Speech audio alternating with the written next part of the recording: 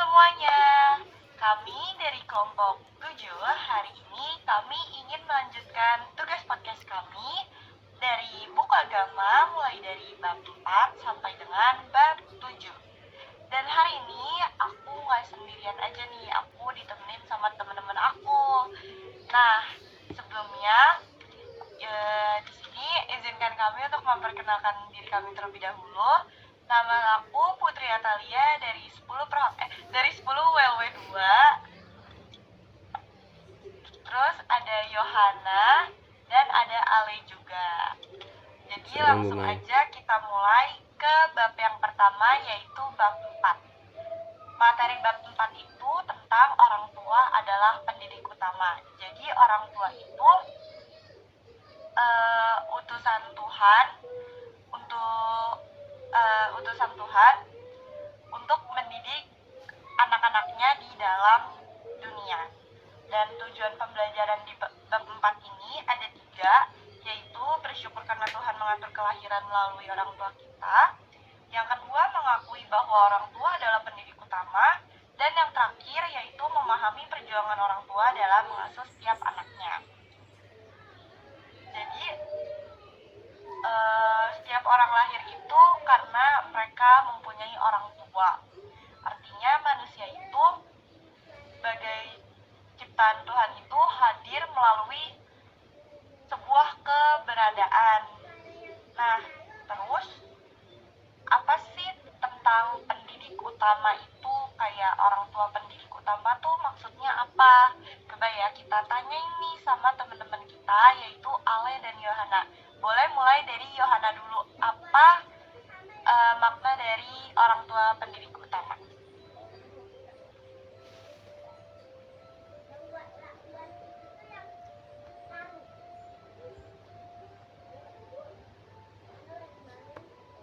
Putri, tolong diulang dong.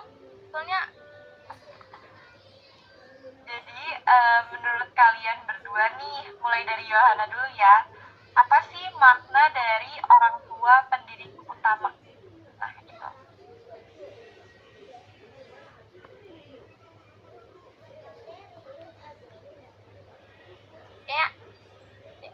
kayaknya Ale dulu deh. Coba deh.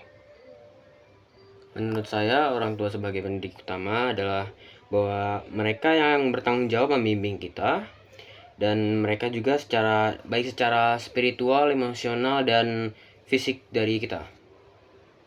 Segitu saja. Nah, kalau aku, orang tua itu mempunyai peran paling pertama dan paling penting dalam mendidik anak. Sebelum anak belajar di sekolah atau di lingkungan luar, orang tua lah yang lebih dahulu mengajarkan nilai-nilai dasar kehidupan seperti kasih sayang, sikap sopan dan hormat, iman dan moral. Nah, betul banget nih teman-teman. Yang tadi Ale sama Yohana jawab tentang makna dari orang tua adalah pendidik utama. Dan aku tadi sempat dengar dari Ale kalau misalkan ada tiga tanggung jawab orang tua bagi anaknya, yaitu tanggung jawab secara spiritual, emosional, dan fisik. Nah, apa sih tanggung jawab spiritual itu?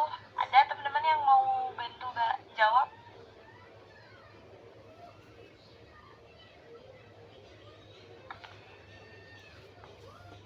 Halo? Boleh mungkin dari Ale, apa sih tanggung jawab spiritual itu? Maaf. Kayaknya aku bisa deh. Boleh. Nah, yang pertama itu mengajarkan anak tentang Tuhan dan firman-Nya. Kedua, membimbing anak untuk berdoa dan bersyukur. Yang ketiga, memberi contoh hidup yang sesuai dengan ajaran iman Kristen. Yang keempat, menolong anak membedakan yang baik dan yang tidak baik berdasarkan nilai iman. Betul banget tuh Yohana. Terus ada loh ayat Alkitab yang bisa diambil dari tentang tanggung jawab spiritual itu. Contohnya ada di Amsal 22 ayat 6, yaitu didiklah orang muda menurut jalan yang patut baginya, maka pada masa tuanya pun ia tidak akan menyimpang daripada jalan itu. Dan ayat yang kedua ada di Efesus 6 ayat 4 yang bunyinya, dan kamu bapak-bapak janganlah bangkitkan amarah di dalam hati anak-anakmu, tetapi didiklah mereka di dalam ajaran dan nasihat Tuhan. Jadi dua ayat Alkitab itu nyambung ya sama yang tadi Yohana jawab. Dan yang kedua itu ada tanggung jawab emosional. Boleh mungkin Ale dijawab apa sih tanggung jawab emosional itu? Baik, menurut saya ialah kesadaran dan kemampuan bagi orang tua untuk mengelola emosi diri dan emosi anak mereka. Mungkin sekian. Jadi kalau tentang tanggung jawab emosional itu lebih ke orang tua tuh harus bisa mendidik anaknya dalam mengontrol emosi mereka ya, supaya mereka tuh kalau seandainya lagi emosi ataupun ada di dalam amarah itu tidak kelepasan terhadap orang lain. Dan ada firmannya juga yang bisa kita temui dari Kolose 3 ayat 21 yang bunyinya, hai bapak-bapak, janganlah sakiti hati anakmu supaya jangan tawar hatinya. Jadi ayat-ayat Alkitabnya nyambung ya sama jawaban kalian tadi. Dan yang terakhir itu ada yang namanya tanggung jawab secara fisik. Tanggung jawab fisik itu tentang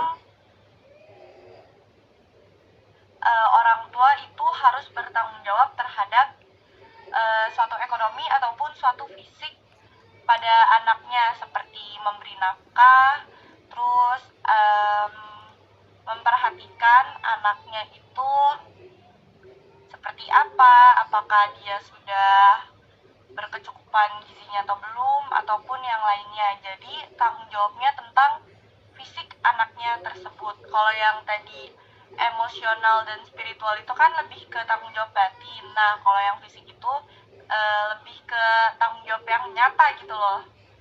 Dan ada ayat Alkitabnya dari Amsal 13 ayat 22 yang bunyinya, orang baik meninggalkan warisan bagi anak cucunya, tetapi kekayaan orang berdosa disimpan bagi orang benar. Dan ayat yang terakhir itu dapat kita temukan di 1 Timotius 5 ayat 8 yang bunyinya, tetapi jika ada seseorang yang tidak memeliharakan sanak saudaranya, apalagi seisi rumahnya, orang itu murtad dan lebih buruk dari orang yang tidak beriman. Itu. Oke, kita lanjut. Aku mau nanya nih sama kalian berdua, kira-kira kalian di rumah tuh udah jadiin orang tua kalian tuh sebagai teladan hidup kalian atau suatu inspirasi belum sih di kehidupan kalian? Saya izin menjawab. Ya.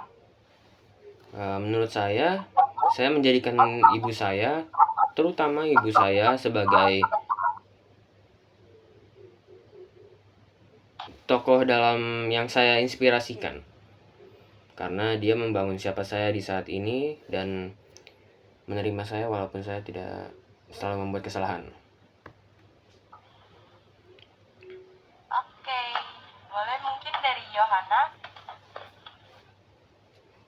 Nah, kalau aku itu pasti anak tuh biasanya lebih meniru apa yang dilakukan orang tua daripada mendengar nasihat, gak sih? Kalau aku tuh biasanya teladan sikap, kayak orang tua berbicara sopan, pasti itu aku kayak ngikutin cara berbicara sopannya kepada orang lain. Orang tua sering jujur, pasti kan kita juga pasti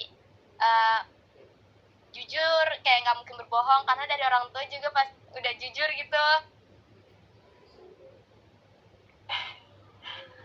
Ya, jawabannya mirip-mirip ya guys. Ya, aku juga kalau misalkan di rumah, aku mau jadi orang tua tuh sebagai inspirasi kehidupan aku. Kayak contohnya aku terinspirasi dari mamaku. Kalau misalkan mamaku ada dalam suatu masalah ataupun kayak lagi ngerjain sesuatu itu nggak boleh gampang nyerah, harus tetap kuat sama pendirian sendiri. Jadi ya terbangunlah kayak siapa diri kita sebenarnya dari orang tua itu. Putri, aku boleh nanya gak sih? Apa-apa? Nah, dalam kehidupan remaja sekarang tuh bentuk menghormati orang tua itu seperti apa ya? Kalau aku izin menjawab, kalau misalkan cara kita menghormati orang tua di kehidupan yang masa sekarang tuh, kita tetap bisa ngelakuin banyak hal, kayak kita tetap sopan santun kalau misalkan ngobrol sama orang tua kita, tidak mudah terpancing emosi. Karena yang aku lihat-lihat tuh banyak tahu anak-anak zaman sekarang yang kayak kalau diajak ngobrol sama orang tua tuh emosi. Terus abis itu kita tuh kayak patuh terhadap perintah dan nasihatnya mereka itu. Mungkin dari Ale ada tambahan?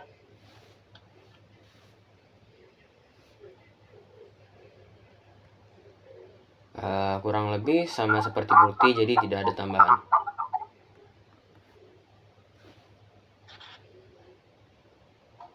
Jadi poin pentingnya itu yang bisa kita ambil dari bab 4 ini adalah Tuhan itu apa ya, menjadikan orang tua kita sebagai wali kita di dunia untuk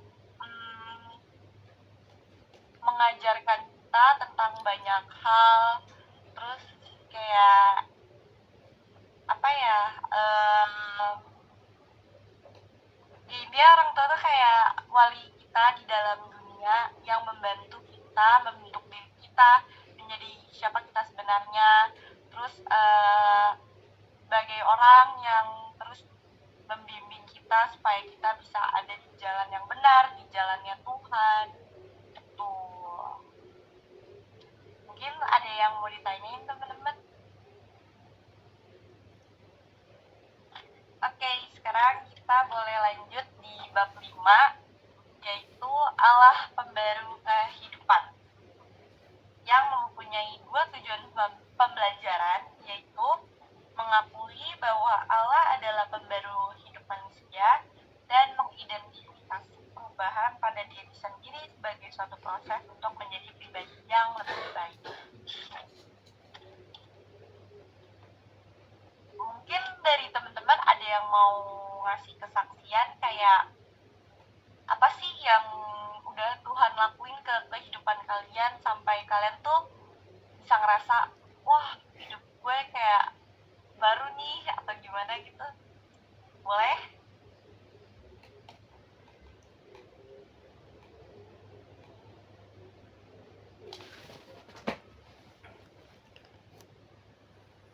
Ada mungkin teman-teman yang mau ngasih kesaksian? Izin dari saya Putri. Kalau dari saya sih dari dulu gua kan anaknya ini dulu gendut banget ya. Tiba-tiba gue disuruh sama siapa ya dulu, mak gue lah. Nah, tanpa gue sadar, gue disuruh buat Ale kamu kecilin badan sana. Gue dulu mikirnya buat apaan sih mengecilin badan, nggak ada gunanya ini. Tapi gue tetap ngecilin badan gue soalnya ngikutin perintah mak gue. Jadinya sampai sekarang gue sadar dampak dari menjaga kesehatan itu juga gede banget. Nah, mungkin sekian kayak gitulah. Dari Ale ya. Pasti di dalam hidup kita tuh bakal terus mengalami yang namanya perubahan itu, perubahan hidup atau pembaru kehidupan. Jadi Allah itu adalah pribadi yang terus bekerja memperbarui kehidupan manusia dan dunia. Jadi Allah itu tuh bukan nggak peduli sama kita atau jauh sama kita, tapi Allah itu sangat amat aktif dalam memimpin, menolong, dan mengubah keadaan menjadi lebih baik. Contohnya dari kita yang terpuruk, terus kita berdoa sama Tuhan, kita meminta pengampunannya Dia, terus kita minta diberi solusi atau jalan keluar.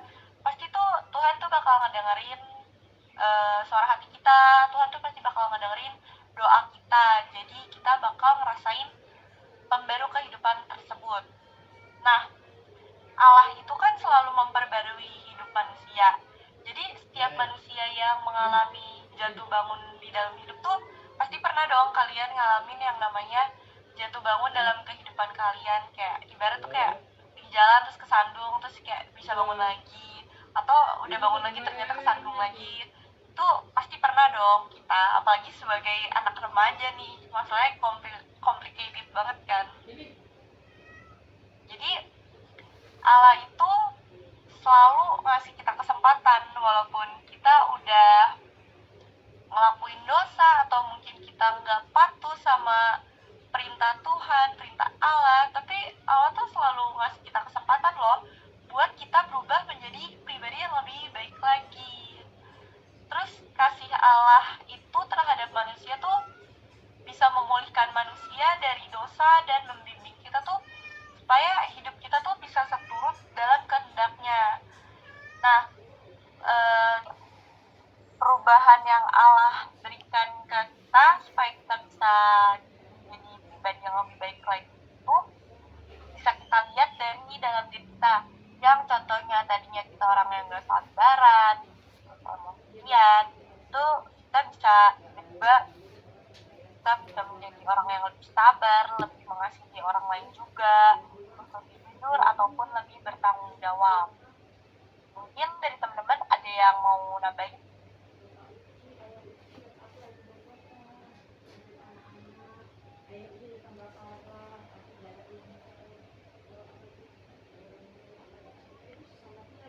Nggak ada, aku lanjut ya. Dan Allah itu nggak memperbarui kehidupan manusianya aja, tapi Allah tuh juga memperbarui dunia. Jadi Allah itu tidak pernah berhenti bekerja untuk menyelamatkan dunia yang kita tinggali sekarang. Dan itu ada buktinya di dalam Alkitab ataupun sejarah yang membuktikan kalau Allah itu selalu membimbing manusia menuju kebaikan, mau dalam kebaikan, dalam krisis, perang, bencana alam, ataupun jadi Allah itu tuh selalu menjadi penolong kita di saat kita sedang kesusahan. Mungkin contoh yang bisa kita ambil dari contoh bencana alam tuh kayak tsunami di Sumatera. tsunami atau banjir ya? Oh, banjir di Aceh ya. Menurut kalian nih, dari contoh kejadian itu apa sih yang bisa kita ambil nih pelajarannya? Kayak kalau Tuhan tuh selalu menolong manusia, Tuhan tuh selalu mendengarkan doa manusia gitu. Ada mungkin?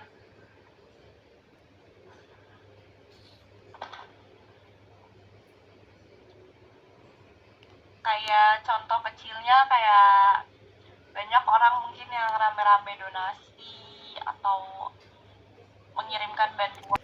Kan yang di Sumatera tuh kan bencana banget ya, kayak banjir, bandang banget, gede banget. Nah itu tuh kayak mereka sampai kayak kelaparan, gak ada baju, kayak banyak yang meninggal. Tapi itu tuh kayak manusia tuh kayak donasi gitu untuk mereka sih, kayak buat untuk makannya gitu, kayak baju.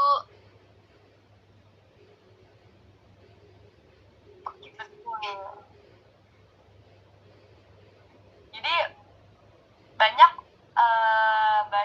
hikmat dari Tuhan tuh yang Tuhan berikan kepada manusia. Kayak mungkin orang-orang zaman sekarang mikirnya kayak sekarang orang banyak yang mikirin dirinya sendiri, nggak mikirin orang lain. Tetapi nyatanya tuh manusia tuh masih sangat mengasihi terhadap sesamanya ya. Kayak lagi ada kesusahan ataupun musibah, manusia tuh masih membantu sesamanya walaupun kita berbeda itu, dan itu tidak menjadi penghalang buat kita untuk saling membantu satu sama lain. Jadi hikmat Allah itu selalu menuntun manusia untuk menemukan jalan keluar dan untuk terus bertumbuh. Jadi semua ini nih menunjukkan kalau Allah itu terus memperbarui dunia sesuai dengan rencananya. Walaupun melewati suatu musibah ataupun bencana, tapi pasti rencana Tuhan itu indah. Jadi em, mungkin respon yang bisa kita berikan terhadap pembaruan Allah ke hidup kita itu sebagai orang percaya terhadap Tuhan, kita tuh pasti dipanggil untuk ikut mengambil bagian dalam karya pembaruan Tuhan Allah untuk untuk kita tuh bisa hidup lebih taat, mengasihi sesama tanpa membeda-bedakan dan peduli terhadap bangsa, serta kita bisa menjaga lingkungan. Jadi ketika kita bertindak seperti apa yang Tuhan kehendaki, kita bisa menjadi alat untuk memperbarui dunia di sekitar kita. Mungkin dari teman-teman ada yang menambahin respon apa sih yang bisa kita berikan terhadap pembaruan Allah di kehidupan kita, atau kayak ucapan terima kasih kita kepada Tuhan tuh kita harus seperti apa? Nah, kalau aku bentuk-bentuk respon terhadap Tuhan tuh yang pertama iman, percaya dan berserah kepada Tuhan dalam segala keadaan pastinya. Nah, yang kedua bersyukur. Kita tuh harus mengucapkan syukur atas berkat dan pertolongan Tuhan juga pastinya. Terus yang ketiga, gak kalah ini pertobatan, menyadari kesalahan, menyesal, mau berubah menjadi lebih baik. Boleh mungkin dari Ale ada yang mau ditambahin? Tidak ada.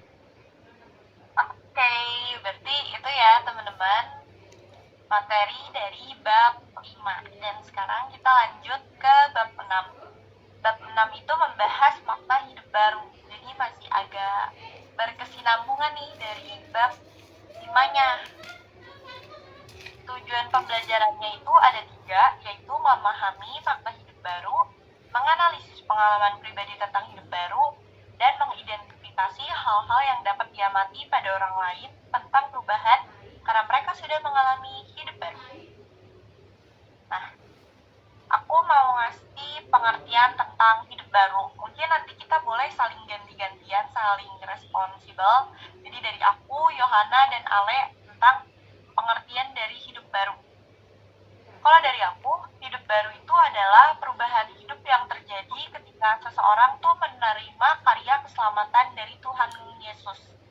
Jadi perubahan ini tuh bukan hanya soal meninggalkan kebiasaan kita yang buruk, tapi kita bisa menjadi pribadi yang berubah dari dalam cara berpikir, bersikap, dan bertindak semakin mencerminkan kasih Tuhan. Jadi hidup baru itu berarti kita belajar menata kembali hidup kita sesuai dengan kehendak Allah, sehingga orang percaya dapat menjadi semakin serupa dengan Kristus. Itu dari aku. Mungkin boleh dari Ale atau Yohana dulu. Nah, kalau aku, pengertian hidup baru yaitu hidup baru adalah perubahan hidup seseorang setelah percaya kepada Yesus Kristus. Hidup baru bukan hanya perubahan luar, tetapi perubahan hati, pikiran, dan sikap hidup. Itu aja sih. Dari Ale? Kalau dari saya, perubahan hidup ialah kesadaran diri sendiri, baik dari perilaku, fisik, dan sebagai tanda ia sudah menerima Yesus. Oke. Lanjut ya.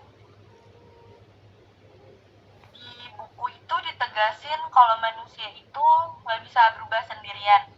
Setuju gak sih? Kita tuh sebagai manusia tuh nggak bisa berubah sendiri. Kecuali emang ada hikmat dari Tuhan dan emang itu kita benar-benar mau fokus untuk berubah menjadi lebih baik lagi. Jadi Allah itu adalah sumber pembaruan itu sendiri. Jadi melalui kasih Allah dan karyanya Allah itu menguatkan manusia untuk meninggalkan kehidupan kita yang lama dan menjalani hidup yang baru yang lebih baik gitu. Jadi pembaruan itu tuh terjadinya secara bertahap. Jadi kalau seandainya manusia tersebut mau dibentuk, diarahkan, dan dituntun oleh firman Tuhan, pasti kita bisa berubah menjadi pribadi yang sangat amat jauh lebih baik lagi daripada pribadi yang sebelumnya. Berarti, Put, Apa? kita harus meninggalkan meninggalkan kebiasaan yang lama ya yang tidak baik. Betul banget tuh. Kayak kalau kita mau menjalani hidup baru tuh kita harus ninggalin kebiasaan-kebiasaan buruk yang lama tuh. Jadi kita harus sejalan sama firman Tuhan, mengikuti perintah Tuhan gitu. Terus di dalam pembaruan itu tuh pasti ada yang namanya proses, ya gak sih? Banget. Jadi hidup baru itu adalah suatu proses yang berkelanjutan. Jadi hidup baru itu bukan perubahan hidup kita secara instan. Nah, di dalam perjalanan iman itu manusia dapat mengalami yang namanya jatuh bangun. Kayak pasti adalah di saat kita mau berubah tiba-tiba keseret lagi, kesandung lagi gitu kan. Itu biasa ujian orang mau berubah lebih baik tuh banyak banget guys. Tapi Tuhan tuh terus bekerja loh untuk kita. Dia terus bekerja untuk memulihkan kita. Jadi dalam proses pertumbuhan itu tuh kita bisa belajar. Kita bisa belajar untuk mengendalikan diri kita supaya kita bisa lebih sabar, lebih mengasihi sesama. Terus yang paling pentingnya nih bisa memperbaiki suatu kesalahan. Karena kalian ngerasa gak sih manusia tuh banyak banget yang takut memperbaiki kesalahannya atau lari nih. Kalau misalkan mereka salah, mereka nggak mau bertanggung jawab, ya gak sih? Jadi setiap perubahan kecil yang ada di dalam hidup kita itu artinya itu Allah sedang melakukan perubahan di dalam hidup kita gitu loh. Terus ada nih tentang dampak hidup baru dalam kehidupan kita sehari-hari. Jadi hidup baru itu bisa kita lihat dari perubahan nyata yang ada di sekitar kita, dari relasi ataupun dari diri kita sendiri, keluarga, teman, dan lingkungan sekitar. Jadi orang yang hidupnya mengalami pembaruan tersebut pastinya akan lebih menghargai sesama, lebih jujur, lebih bertanggung jawab, dan dia bisa membawa suasana damai di tempat dia berada. Jadi hidup baru itu juga mendorong kita supaya kita bisa menjadi teladan yang lebih baik dan berkontribusi dalam hal yang positif di lingkungan sekitar kita. Nah, jadi Allah itu memperbarui kehidupan manusia bukan untuk dirinya sendiri, tetapi supaya setiap orang yang percaya bisa menjadi berkat bagi orang lain. Jadi melalui tindakan sederhana kita, kayak kita bantu teman, terus berkata sopan, mengampuni orang yang sudah bersalah kepada kita, dan bersikap peduli terhadap sekitar kita, itu sudah menunjukkan yang namanya perubahan hidup baru loh.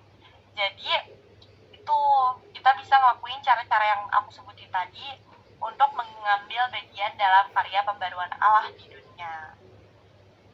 Berarti kesimpulan hidup baru itu membawa perubahan nyata yang membuat seseorang lebih baik, bermakna dan berkenan kepada Tuhan ya Put ya?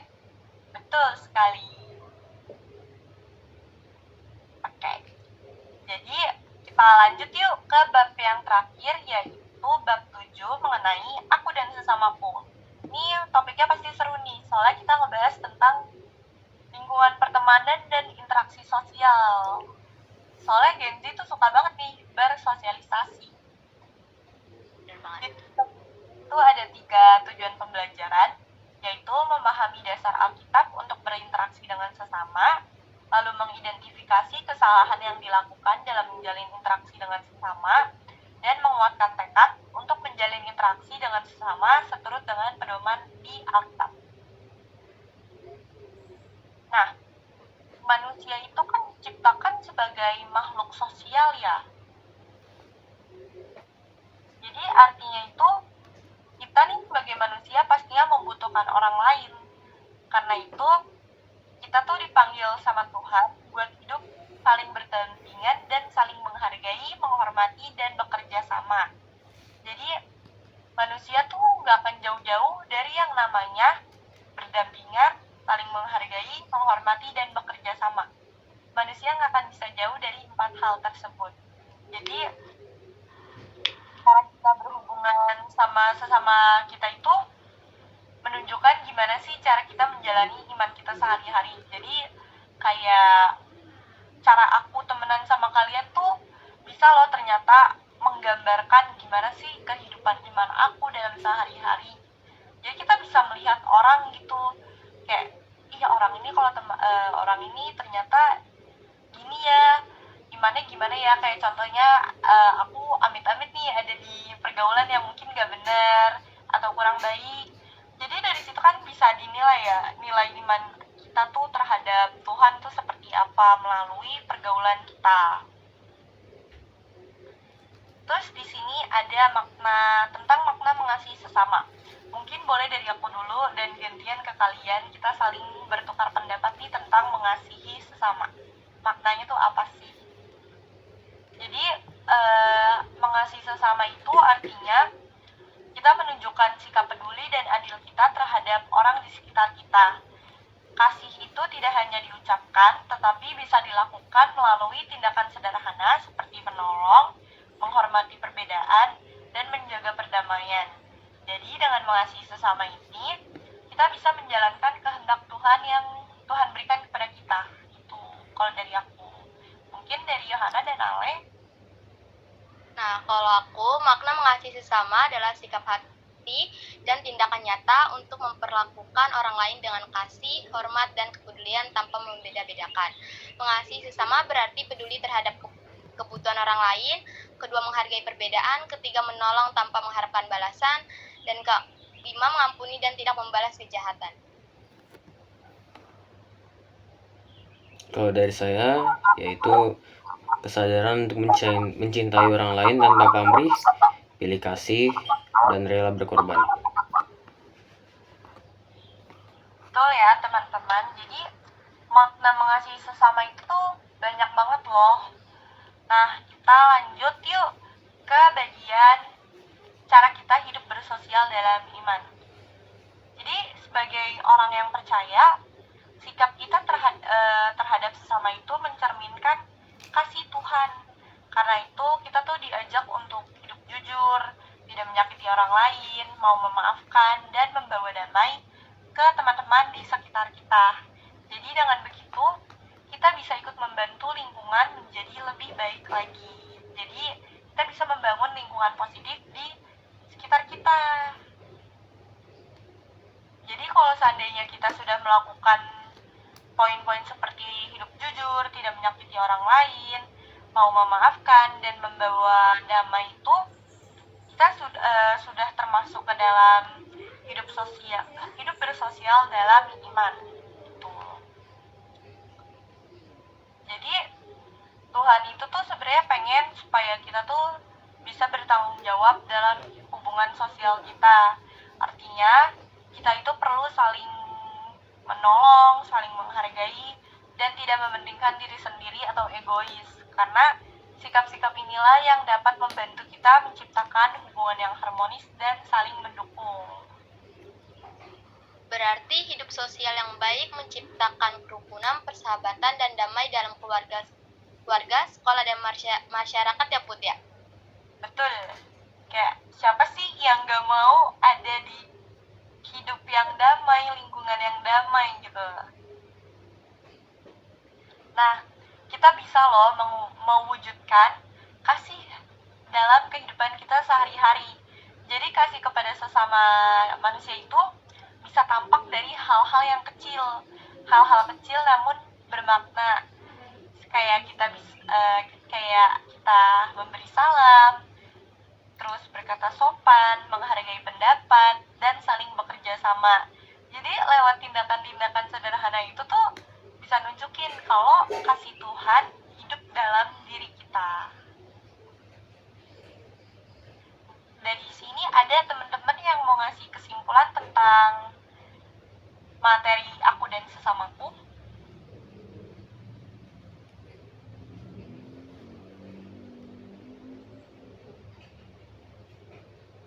Boleh mungkin dari Yohana?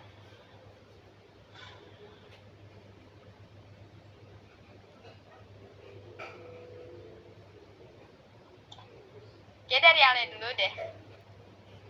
Boleh mungkin dari Ale, kayak apa sih yang bisa kita ambil dari materi aku dan sesamaku ini? Menurut saya kesimpulannya adalah hubungan dengan sesama adalah cermin dari hubungan dengan kita dengan kepada Tuhan. Karena semakin dekat kita dengan Tuhan, semakin mencerminkan kasih-Nya dalam interaksi dengan orang lain.